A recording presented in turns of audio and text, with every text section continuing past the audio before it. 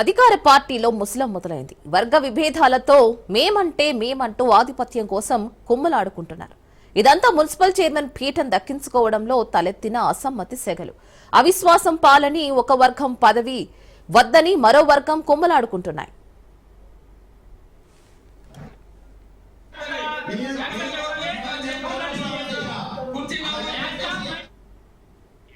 బాపట్ల చీరాల టీడీపీలో వర్గ విభేదాలు భగ్గుమన్నాయి. చిలికి గాలివానలా మారి ఎమ్మెల్యేని కాదని కలెక్టర్ని కలిసి అర్జీలు సమర్పించారు.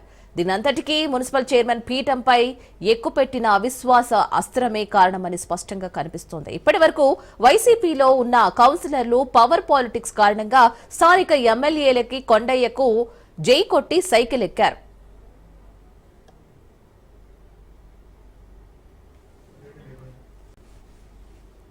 దీంతో మున్సిపల్ చైర్మన్ తప్పించి టీడీపీకి పట్టం కట్టాలని అవిశ్వాసాన్ని ఎక్కుపెట్టారు. కానీ చైర్మన్ జంజనం శ్రీనివాసరావు ఎమ్మెల్యేతో సఖ్యత పెంచుకోవడంతో అవిశ్వాసం అడిగినట్లు అనిపించిన కొందరు కౌన్సిలర్లు ససేమిరా అంటూ మెజారిటీ సంతకాలు సేకరించి కలెక్టర్కు తీర్మానం అందించారు.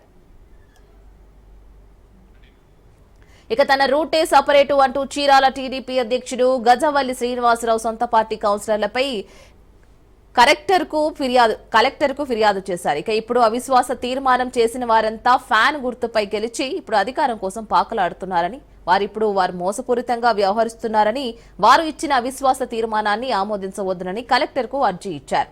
ఇక దీంతో వర్గాలుగా విడిపోయిన తెలుగు తమ్ముళ్లు ఒకరిపై ఒకరు విమర్శలు చేసుకుంటూ అంతర్గతంగా కుమ్మలాడుకుంటున్నారు.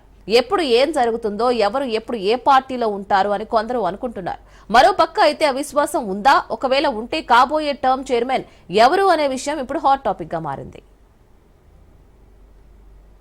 కొత్త రాజకీయాలు చీరాల పుంజుకుంటున్నాయి. ఇంకొక 5 నెలలు 6 నెలలు మున్సిపాలిటీ ఎలక్షన్ కు పంపిన ఈసీ ఆదేశాలు మొన్న వారం రిలీజ్ చేసింది.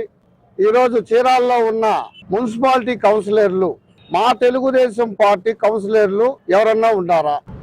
ఎవరు లేరు. ఈ రోజున ప్రశాంతంగా ఒక బీచ్ చైర్మన్ గా ఉన్న వ్యక్తి ఇంకొక 5 నెలల కాలం గడిస్తే పూర్తిగా అయిపోయింది. కొంతమంది చీరాల్లో ఉన్న సీనియర్ నాయకులు పేర్లు చెప్పడం మంచిది కాదు. ఒక బీసీ నాయకుడిని దించడం అవసరమా?